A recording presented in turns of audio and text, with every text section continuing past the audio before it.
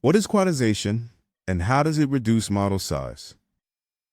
Quantization is simply the idea of storing a model using lighter numbers instead of heavy ones, almost like swapping thick, hardcover books for thin paperbacks without losing the story.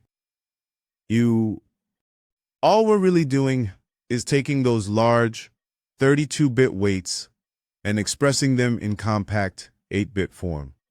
Think of it like exporting a high-resolution image into a smaller file that still looks the same to your eyes. In interviews, a strong answer is quantization compresses model weights into lower precision, so models become smaller and faster with minimal accuracy impact. This shows you understand both the what and the why. In practice, this is essential for phones, wearables, and edge devices that don't have much memory to spare. Don't worry if this seems new. Once you imagine it as clever compression rather than deep math, it becomes surprisingly intuitive. Let's keep building on this. How quantization works.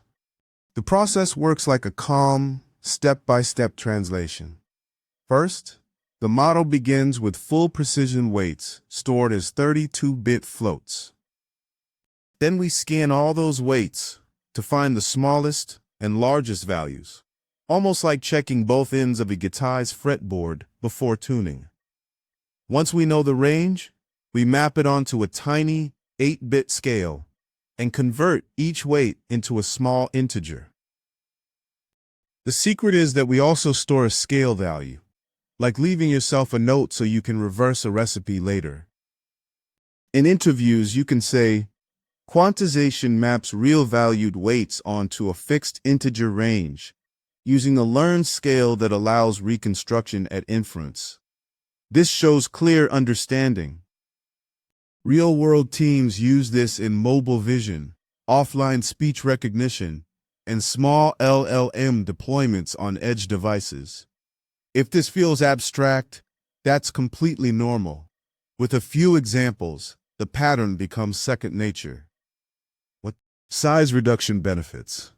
Here's where quantization earns its praise. By shrinking from 32-bit floats to 8-bit integers, we cut storage by about 75%. A 100-megabyte model suddenly drops to around 25, which is perfect for phones, microcontrollers, or lightweight serverless deployments. And since integer math runs smoothly on most chips, inference speeds up 2 to 4 times. Memory bandwidth also drops because you're moving fewer bytes around, like delivering groceries in a smaller, faster car. A clean interview line is, quantization boosts speed, reduces model size, and lowers memory traffic, making it ideal for edge and low latency use cases. This is why teams use it for on-device assistance, embedded camera systems, and robotics. If you imagine your model becoming lighter on its feet, the benefits start to click quickly. Common follow-up questions. Interviewers love exploring trade-offs, so let's get you ahead of them. The common accuracy drop is usually around 1 to 2%, similar to compressing a photo and losing a tiny hint of sharpness. Quantization-aware training often restores that quality.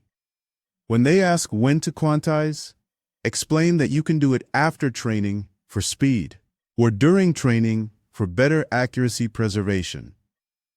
For precision levels, mention 8-bit as the standard, with 4-bit and mixed precision becoming popular for large LLMs. When they ask which layers behave best, note that convolution and dense layers quantize cleanly, while attention blocks need careful calibration. Frameworks like TensorFlow Lite, PyTorch, Onyx Runtime, and TensorRT make this easy in production. It's normal if this feels like a lot. With practice, these answers will flow naturally. Model deployment pipeline. A helpful way to make this practical is to see where quantization fits in the real pipeline. We train the model first in full precision, so it can learn rich patterns.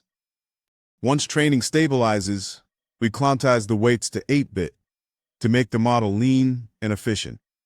Then we deploy it to mobile apps, edge devices, or cloud endpoints that benefit from lower latency and memory use.